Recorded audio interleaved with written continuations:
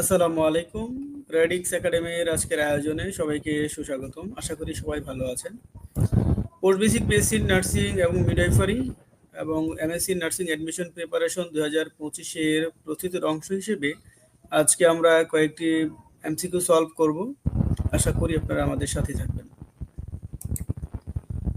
আমাদের প্রথম প্রশ্ন, the largest nerve in the human body. Human বডির লার্জেস্ট নার্ভ কোনটা? সঠিক উত্তর কোনটা হবে?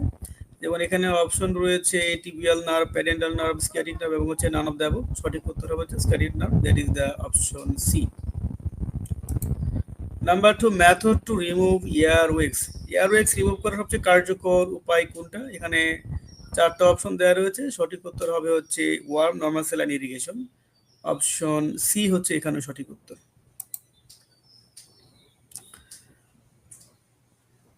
Number 3, which drug is not used in Meniere disease. Meniere ডিজিজে কোন ড্রাগটা ইউজ করা হয় না?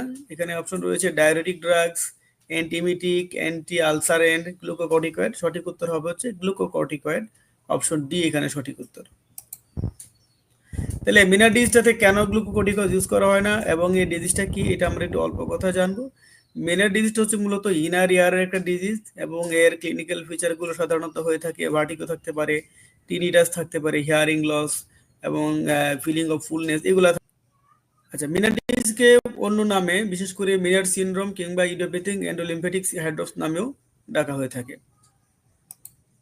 Number 4, which disease carry the Murphy sign. Murphy sign সাধারণত কোন ডিজিজকে ইন্ডিকেট করে থাকে?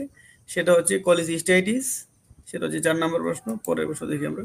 Number 5, Brudzinski sign is seen in. Brudzinski sign কোথায় পাওয়া যায়? এটা সঠিক উত্তর হবে হচ্ছে মেনিনজাইটিস। অপশন ডি সঠিক উত্তর। Number 6, Bronner's gland secrete pepsinogen and urogastrin and that is located in the submucosa of. আচ্ছা, ব্রোনার্স গ্ল্যান্ডটা সাধারণত কোথায় থাকে? সেটা হচ্ছে ডিউডেনামে। Number 7, from following which one is the principal carbohydrates present in the amniotic fluid? Amniotic ফ্লুইডে কোন কার্বোহাইড্রেটটা থাকে? গ্লুকোজ, গ্যালাক্টোজ, সুক্রোজ, ম্যালটোজ, সেখানে থাকে হচ্ছে গ্লুকোজ হিসেবে থাকে। Number 8, antidote of warfarin. ওয়ারফারিনের অ্যান্টিডট হিসেবে কি ইউজ করা হয়? সঠিক উত্তর হবে হচ্ছে vitamin K. Number 9, the floating tips of iceberg of disease means. আচ্ছা, আইসবার্গ অফ ডিজিজ যে থিওরি, সেখানে ফ্লোটিং টিপসটাকে কি হিসেবে ধরা হয়? এর সঠিক উত্তর হবে carrier status, that is the option C হচ্ছে এখানে সঠিক উত্তর।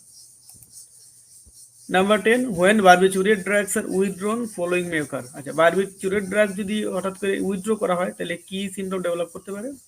এখানে অপশন রয়েছে সিজার, আনকনশাসনেস, কোমা, মাসেল প্যারালাইসিস। সঠিক উত্তর হবে হচ্ছে সিজার। তো এই হচ্ছে আমাদের আজকের মডেল টেস্ট।